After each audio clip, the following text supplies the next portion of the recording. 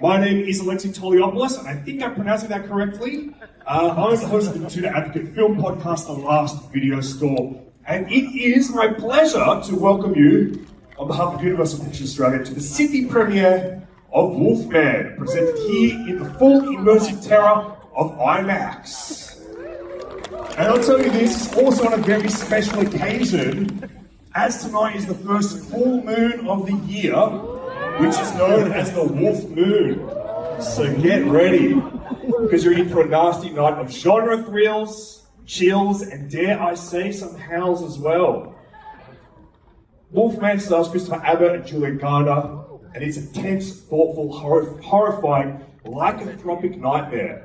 And joining us to present the film tonight is our special guest, the visionary filmmaker, and in my opinion, one of the modern masters of the genre cinema, with his films Upgrade and The Invisible Man. So please put your hands together and welcome the writer director of Wolfman, Leigh Whannell. Hello, hi. This side. Hi guys. Well, Leigh, firstly, congratulations on the film. Thank you. I want to start talking about one of the things I responded most with this film is that it's a horror film, but it's built on the unit of like a family drama. And I know you co-wrote this film with your wife.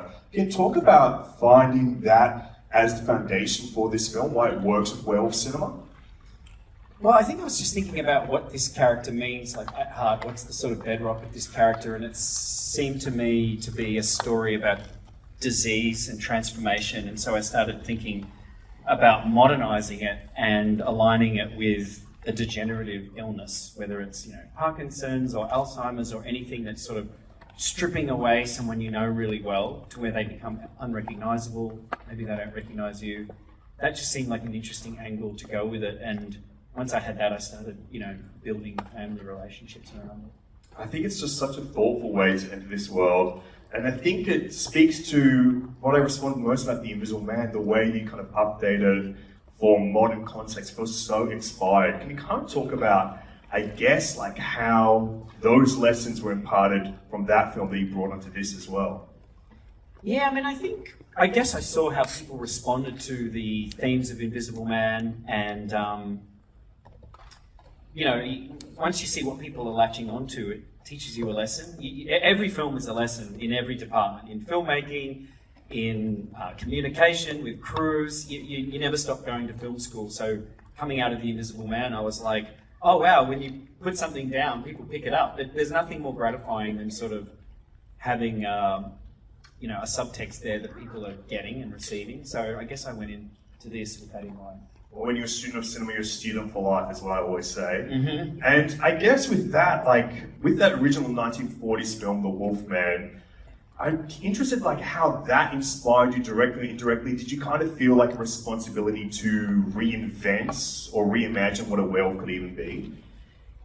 I didn't want to completely reinvent it, but I did want to have a unique way in. I wanted to do something that people hadn't seen before. There's been a lot of werewolf movies, and they've done these general transformations before. We've seen, Rick Baker's work in American Werewolf in London.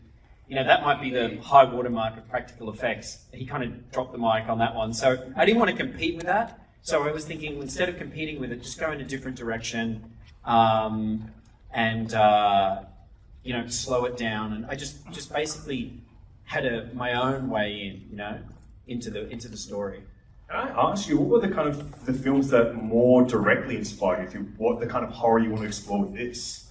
Well, it was different. I had a film festival for the crew during the shoot. We had a movie theatre there where we were shooting in New Zealand, and so every Wednesday we had the Full Moon Film Club. And we looked at The Fly, Under the Skin, Blue Valentine, Amor, all these movies that contained something. They were varied films, but to me they contained little pieces of what we were trying to do. So I would talk about the relationship in Blue Valentine, the way they were, I would get up before the film and annoy the crew by talking before starting the movie and talk about what I think they achieved well in this particular movie. So it was really varied across those sort of films, I think we're just about out of time. I'd love to. Oh, hang on. Is that better? There we go. We're just about out of time. They're even cutting me off. That was cutting the mic. Yeah, right there. This is like the Golden Globes. Yeah. Absolutely. But I want to this is the first time many of these people are seeing this film. Basically, anyone in the world is seeing this film. Is there anything you want to leave these people on with, any kind of message, any kind of introductory thoughts? I would actually. First of all, I have to say, I love that it says special guest visionary, writer and director. The next time my wife asks me to do something, I'm going to be like, I'm a visionary. I don't take the garbage out. But yeah, you know, we didn't get to have an LA premiere, so, you know, because of the fires, so, you know, my thoughts are with people, a lot of people I know are suffering from that, so my thoughts are with them. It's great to be here in Australia. We did a screening in Melbourne. A good handful of the people that worked on the film were at the screening. And there are two here tonight that worked on this film that I would like to shout out. I don't know where they are in the crowd, but let's start with young Zach Chandler. You're going to have to stand up, Zach. I'm sorry. Round of applause for Zach. Round of applause for Zach Chandler. Where are you, Zach? Someone's going to have to call him out. I can't really see. Yeah, Zach was a brilliant performer. He was great in the film. Also, I have my good luck charm here. I can't make a movie without this guy. I'm scared to. You can stand up too, Benedict Hardy. There he is. He's way up the back. You can't miss that shirt. It's a great shirt.